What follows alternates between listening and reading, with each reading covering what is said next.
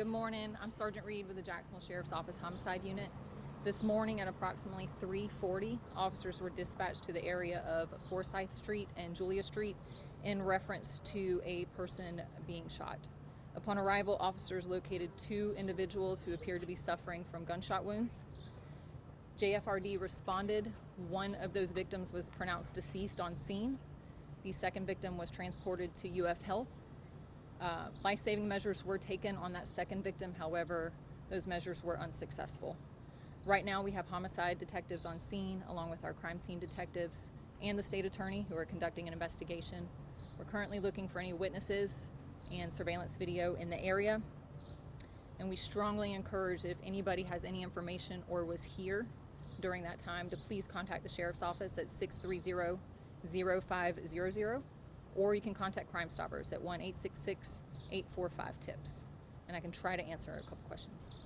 Where were the two people found? Because out of curiosity, we saw some blood over in one area. We didn't know if that was associated with the shooting. So like, were these people found in two different areas? It is our understanding they were both in the same area. It's near the intersection of Forsyth and Julia. We also saw that there was a car being processed, or at least taking pictures of a car. Is that involved in this? And if so, in what degree? There appears to be several vehicles that were also struck by gunfire during whatever happened here earlier this morning.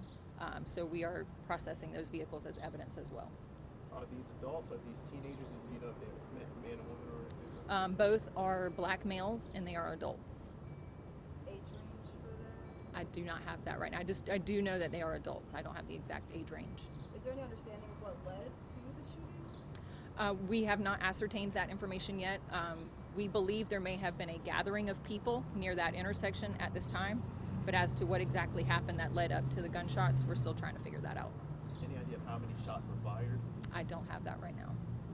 And are you looking for more than one shooter, or are you looking for just one person at this point? We're still trying to figure that out. We're going through surveillance video. And just to clarify, the two men were found like at that intersection, like on the sidewalk or on the street or something of that nature? Correct.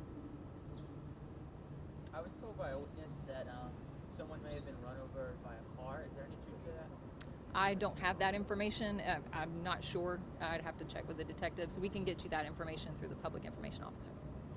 And is there any message you might want to send out, of course, to the families of these victims now struggling with this loss? We grieve with them as well. No parent or family member should have to go through this, unfortunately. However, it's our job that we're going to investigate it the best that we can. That's why we're being very careful about the amount of information we give out right now. And we have a lot of surveillance footage in the area. There's a lot of cameras downtown here that we're going to go through. Were they gathered at like at a specific business, or is it just in the general area? All we have right now is just that general area. I don't know if it came from a business or what led up to a group of people being in that area before this happened.